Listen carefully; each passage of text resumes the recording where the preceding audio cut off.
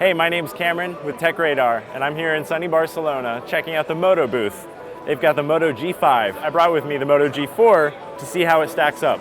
The design of the Moto G5 is similar to that of the Moto G4, but once you take a look around the device, you can see a few places where Moto tried some new stuff.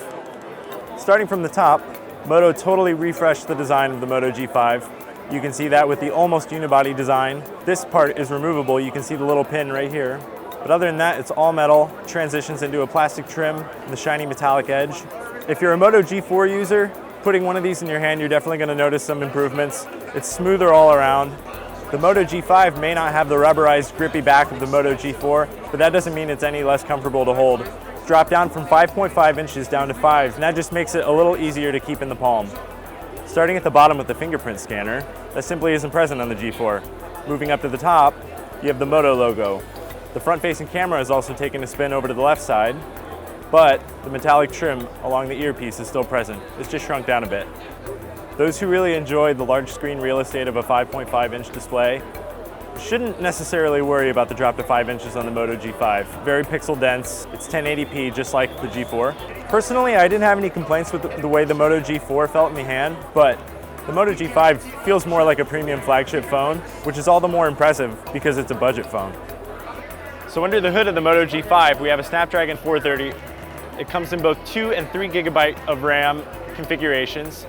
And starting off, it comes with 32 gigabytes of onboard storage, but it also has a micro SD slot in case you want to add some extra storage in there.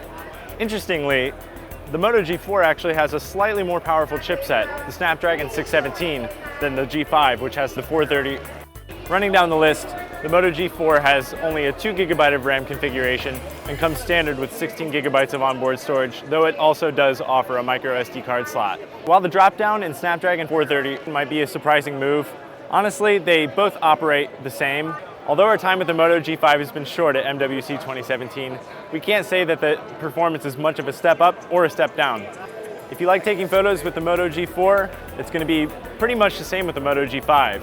They both have the same 13 megapixel sensor on the back and a 5 megapixel camera on the front. The only difference is, with the G5, it doubles the digital zoom to 8 times magnification. So if you don't have a Moto G4, should you get the G5? Yeah, for sure. You really can't find budget smartphones with this amount of technology packed in. Although the cameras are essentially the same between the two devices, the G5 does offer the 8 times digital zoom, but it's really not going to help you get a great picture. That said, the fingerprint sensor on the front and the design are a huge step up over the Moto G4's more rubberized design. So while the Moto G5 does look really nice and the fingerprint sensor is great, I can't really say it's worth an upgrade for Moto G4 owners because the performance just doesn't really give you that much more. So that was a quick look at the Moto G5 to see how it compares to the Moto G4. We're going to put it through some thorough testing for the full review, so stay locked to techradar.com.